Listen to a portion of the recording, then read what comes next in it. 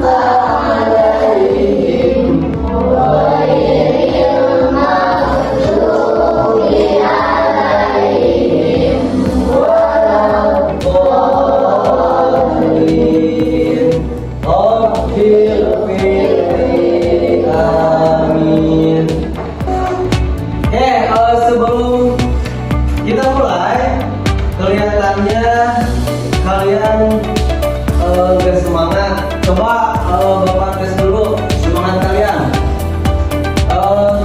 dengan tepuk 1, tepuk 2, dan tepuk 3. Masih ingat?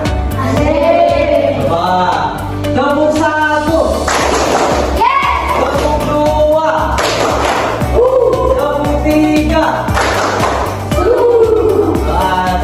Lebih semangat lagi. Tepuk 1, tepuk 2, tepuk 3.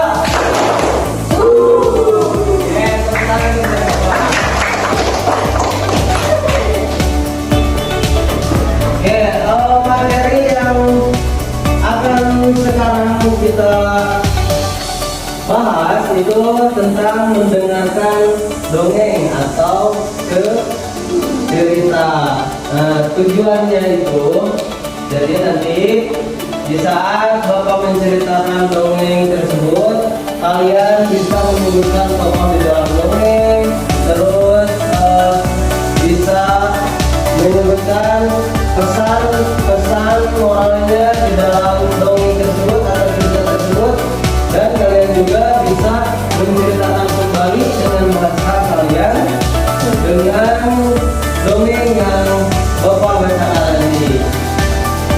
Oke, kita langsung aja ke materi, yaitu mendengarkan dongeng atau cerita yang akan Bapak ceritakan itu tentang. Nah, yang akan Bapak ceritakan itu tentang dongeng si kancil dan desa pelangi. Nah, pertama itu ada Pak Kerbau, kedua ada Ibu Kelinci, ketiga ada burung hantu, dan si kancil. Pasti si kancil yang jadi tokoh utama. Next. Nah, si tokoh-tokoh ini itu berada di desa Pelangi. Di desa Pelangi. Nih, bacakan. Dengerin ya. Di desa Pelangi yang indah tinggallah banyak kawan. Ada Pak Kerbau dan ada Pak Kerbau yang kuat, Guru Kelinci yang baik hati, terus ada Pak Kepala Desa, Guru Hantu yang bijaksana, dan si kancil yang cerdik tapi suka malas-malasan. Next. Sungai menjadi keruh dan kotor, airnya tidak lagi jernih seperti dulu. Jembatan kayu juga sudah roboh atau sudah reot dan berbahaya untuk dilewati. Nah, taman desa yang penuh sampah berserakan, desa juga jadi kusam dan tidak indah lagi.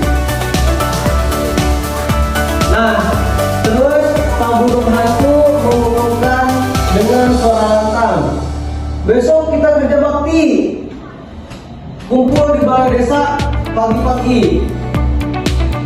Nah, terus semua warga desa mendengarkan dengan penuh perhatian dan semangat. Itu ajakan Pak Guru Hantu, si kepala desa. Terus Pak Kerbau membawa cangkul besar, Bu Kelinci juga membawa sapu. Semua warga siap bekerja keras. Tapi si Kancil itu dia malas-malasan, malah tidur-tiduran di bawah pohon. Nah, kerja bakti itu dimulai. Matahari panas terik, pekerjaan belum selesai juga. Pak Kerbau juga udah pegal-pegal, badannya juga terasa berat sekali. Terus Bu Kelinci juga tangannya lecet, tapi tetap berusaha. Nah, si Kelinci menyadari kesalahan, si Kancil menyadari kesalahan. Kancil pergilah ke sungai dan melihat airnya masih keruh. Dia bertanya pada Pak Kerbau yang sedang beristirahat. Lalu Pak Kerbau menjelaskan betapa beratnya pekerjaan hari ini.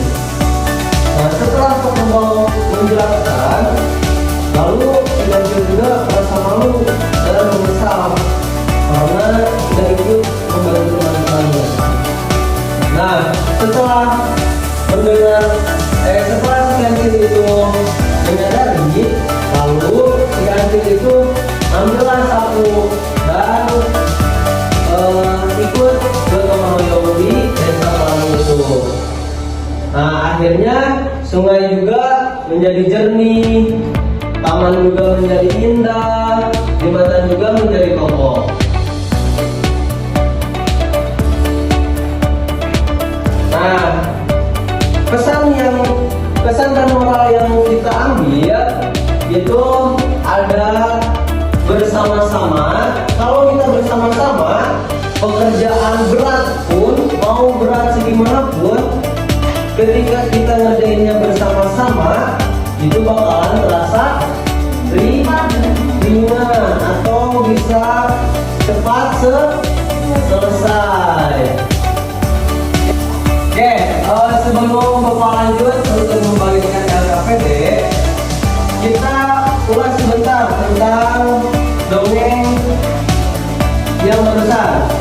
Coba ada siapa saja yang kenal dongeng tersebut? Kancil,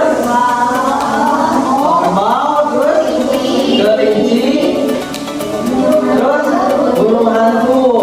Nah, di dalam cerita tersebut itu kejadiannya kenapa?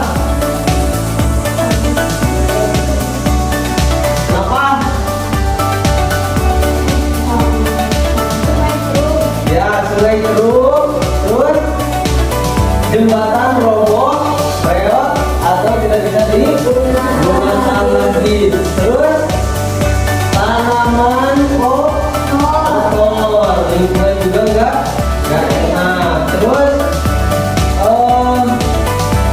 tempat kejadiannya di mana? Di desa Pelangi. Nah, berarti yang tadi yang salah jawab berarti kalian gak perhatiin Bapak. Ya, sekarang kalian mengisi LKPD cerita si Kancil yang akan Bapak bagikan.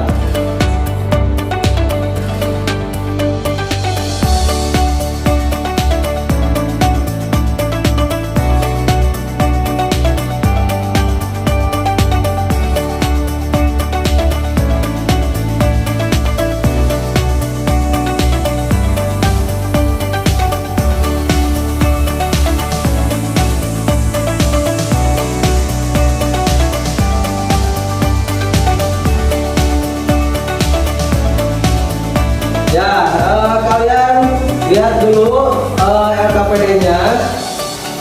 Bapak akan menjelaskan tentang cara pengisiannya. Pertama ada nama, kelas, dan hari sekarang. Nah, kalian isi nama, kelas, sama hari. Terus di sini ada ayo amati ceritanya. Nah, ini disusun, dikasih nomor. Misalkan ini cerita ke-1, ke-2, ke-3 dan seterusnya. selanjutnya. Terus di sini ada siapa yang melakukan. Ini juga sama. Cara pengisiannya itu kalian cukup tarik garis, pasang-pasangkan, harus berpasangan. Harus sesuai juga apa yang Bapak ceritakan tadi.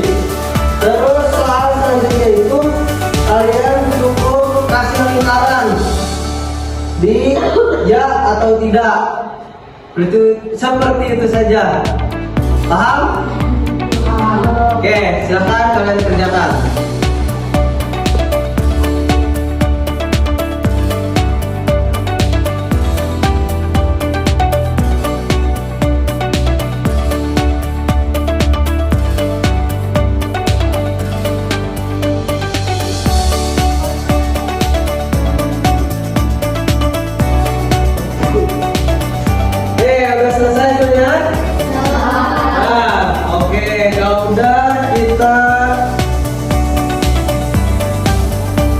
Kita evaluasi bersama.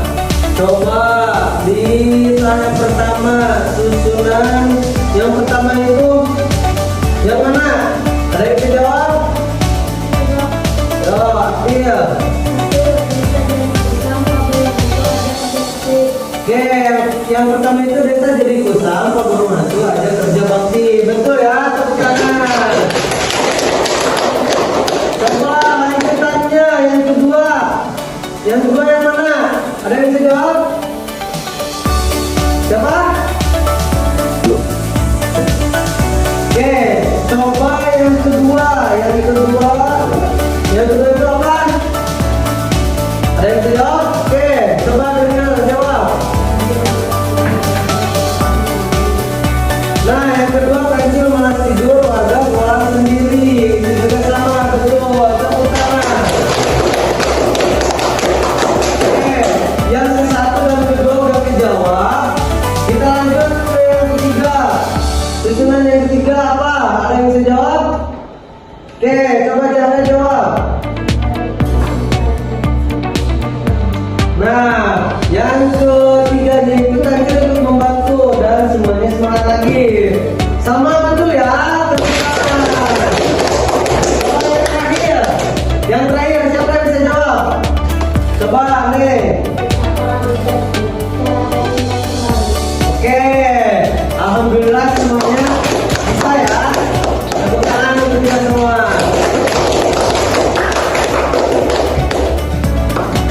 Terus yang selanjutnya, sifat Pak Kerbau itu gimana? Kuat. Terus sifat Bu Kelinci gimana? Baik. Terus sifat si kancil yang pertama gimana? Ya, pintar tapi malas-malasan. Terus sifat kebun hantu gimana?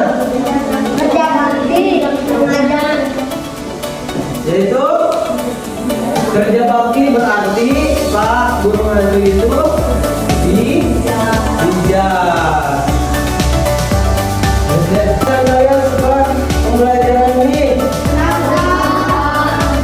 Oke, alhamdulillah ya. Baik, untuk minggu depan kita akan belajar tentang unsur-unsur apa saja yang ada di dalam cerita. Oke, sebelum ditutup, mari kita berdoa sama-sama. Berdoa mulai.